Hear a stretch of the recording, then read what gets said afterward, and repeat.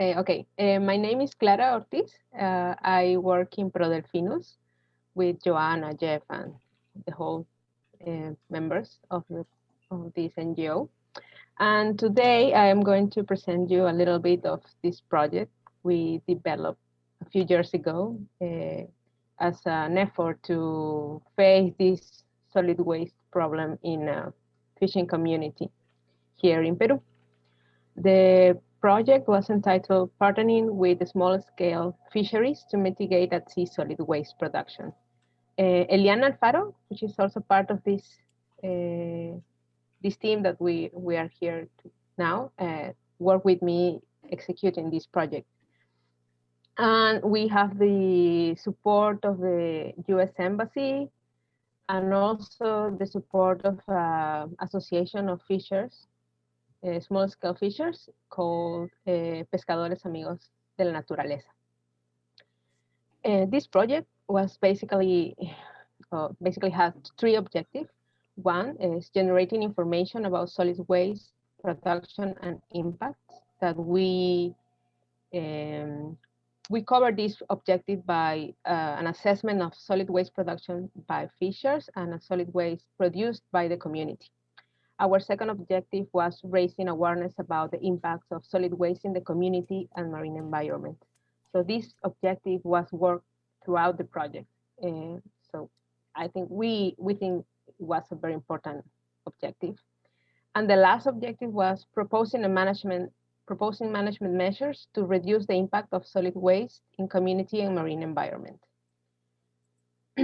So this project was conducted in San Jose, which is a fishing village, a small-scale fishery village of about 4,000 people that live in this village. And it's part of a district with the same name. And in this place, fishing is part of their cultural heritage. And well, a little bit of this place is that they have a lot of problems, not only with solid waste, but also with sewage service and water service. So there are a lot of problems in this fishing community. So in order to tackle the first objective of solid waste production, we started with fishers and working with them. We train fishers from 4 small-scale vessels on segregating on board their solid waste. We trained them, we gave them bags so they can collect on board their organic solid waste, recyclable solid waste, and non-recyclable solid waste in that way. We train them and then to bring their residues back on land, which is not a common practice because what they usually do is to throw it in the ocean. But with this project, we train a group of fishers to bring their solid waste back. And it's still working, so that's a good thing. So we monitor these vessels from March till July in 2017. We monitored 20 fishing trips, which was about 124 fishing days. We also gave them some containers so they can collect dangerous solid waste like batteries or oil, but they didn't, it was not as good as we expected. They didn't brought too many of these items, but at least we managed to get some organic, recyclable, and not recyclable. So that part was really good. This is a picture of one of these fishers bringing back their solid waste. So on land, we also train a group of women from San Jose, from the same community, to characterize the solid waste that fishers were bringing. So we trained them about segregation, about the different solid waste types, and they were in charge of weighting the bags. We also tried to measure the volume, but it didn't work very well. So we couldn't use this data later. Something that we also did was to segregate the different recyclable items. We split them in plastic, metal, paper and cardboard, glass. And we also try to separate fishing nets. However, we didn't got too many reports from fishing nets, just maybe 4 at the end of the monitoring period. We also developed this sheet, so it was easy for the woman to collect the data. So once with all the data, we have some preliminary results that we are now working on the paper. So some of our results is that organic waste is the or has the highest percentage of solid waste among the others, followed by recyclable and not recyclable. Recyclable included glass, plastic, metal, paper, and cardboard. Um, Actually, we uh, weighed the fishing nets that they brought, and along the whole period, we had like 4 kilos of fishing nets. But it was very little, very few reports that we got, not too many. We also are working on a model to try that help us to predict how much waste is produced during a fishing trip that lasts about 5 days on average. And we got different predictions weights. Here are in grams per fisher per day. Each vessel has about 4 members. And in total, we have that during a fishing day, it will be produced 138 grams of solid waste per fisher per day. And we also scale this amount to the whole fleet of gillnet fishing vessels. In San Jose, there are about 260, and it makes like 62 kilos of organic waste per day, 7 kilos of plastic per day, 4 kilos of metal per day, metal items, 3 kilos of cardboard per day, and 38 kilos of glass. So something important about this is that all this solid waste is usually throughout in the ocean. So it's not a common practice for fishers to bring their solid waste back on land. Later, to complement this data about San Jose, we also conducted some interviews to San Jose families, mainly to women. So these interviews were conducted between February and June in the same year, 2017. We conducted 70 surveys, and each family has about two, some of them has two, most of them has more than 5 and some 11 persons per family. And with this interview, we try to get information about the consumption patterns so we can estimate how much solid waste is produced. So for example, if a family tell us that they buy 1 kilo of rice or 1 liter of oil or 1 kilo of fruit, we will consider the bag or the empty bottle or the leftovers of the fruit and vegetables as a solid waste production estimation. So that was our way to assess it. We check, for example, some technical information about how much bag weight, or we run a little experiment and weigh our own leftovers based on the information that we collect from the interviews. So based on that information, we have that the highest percentage of solid waste produced is organic, which is common for some reports in Latin America, where organic waste is the most common solid waste produced. And we got that recycled represent 12% and non-recyclable items 5%. Among recyclable, we have plastic has the highest weight, and followed by metal. In the interviews, we also ask what they do with their solid waste. Some reported, for example, that they reuse the organic waste as food for their animals, like pigs or dogs, or maybe their cats or dogs. So there's like over 40% of people that do that. Also, we have lowest percentage of people, maybe 25%, that says that they sell or give their recyclable items to solid waste pickers. So this was very interesting because there is like a space where something can be proposed and done. No? For example, to group these recyclable pickers and organize them, make them formal. But that's later that we need to focus on. We also did some model predictions that we are working now on that, but we have some preliminary results, and we have that about 330 grams per day per person are produced. And when we scale this up to the community of San Jose, which is about 4,000 people, we have that 1,311 kilograms of organic waste are produced every day, 56 kilograms of plastic, and 32 kilos of metal items. Something important about San Jose is that they don't have a solid waste management plan implemented, not for the community or the household solid waste, and not for the fisher solid waste. So these usually ends up in big piles of solid waste in closest areas to the community.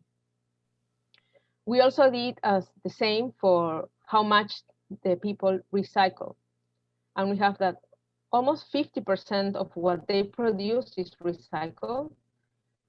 And scale up to the whole community is like 654 kilograms of organic waste, 28 plastic, and 5 kilos of metal items. So we have a percentage of things that are being recycled, but not in a formal way. Like we actually don't know the whole change of recycled, I would say. So in order to complement this information and get more about the behavior of the community of San Jose and what they think about solid waste, we conducted some perceptions interviews.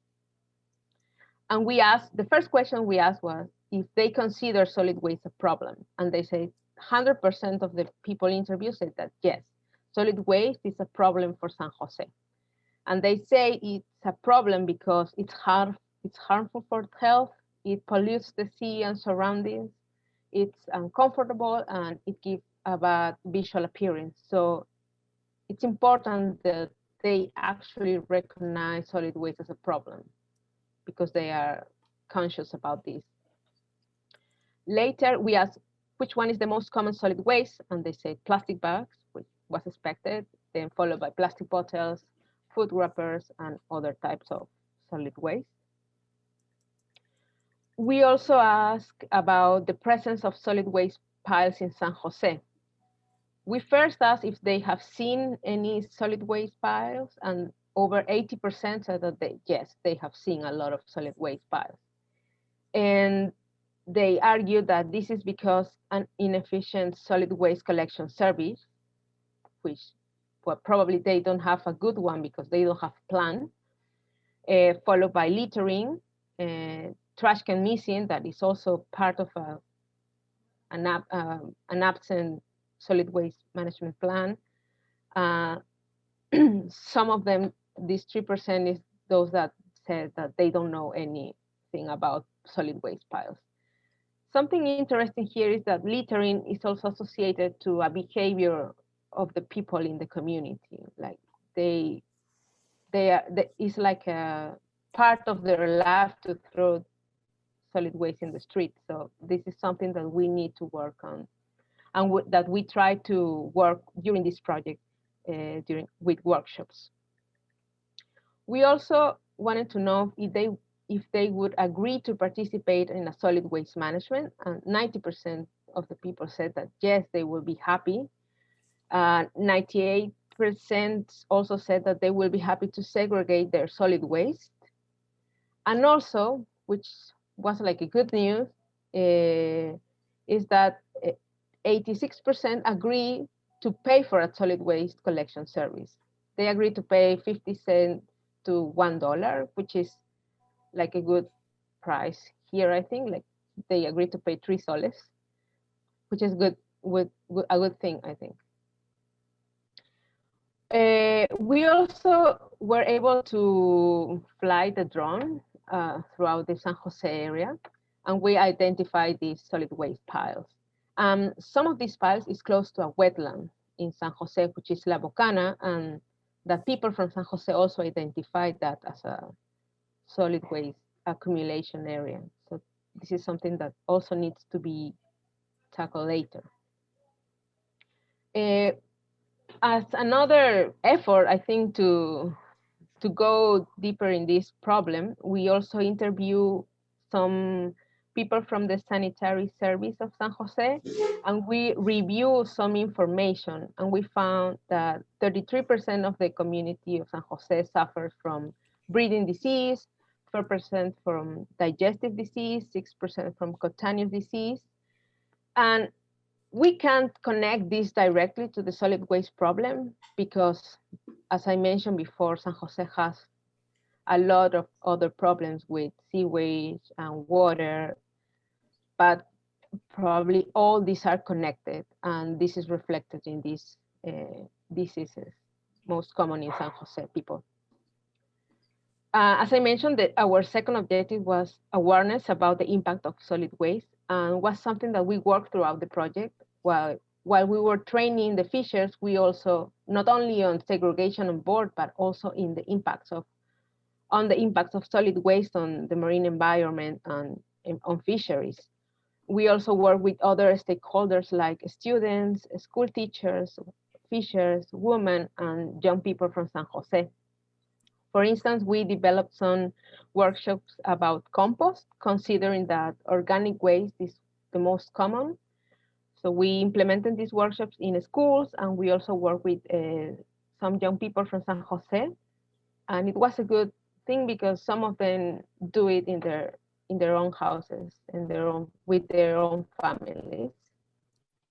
We also work, this is Eliana, working with some women. We taught them to make soap from reusing oil from their houses. So that's something good. And something nice is that until now they ask, we developed some small like brochures about how to do the soaps or how is the compost process conducted. And they ask us this information. So they are always thinking about that until now, despite the whole year.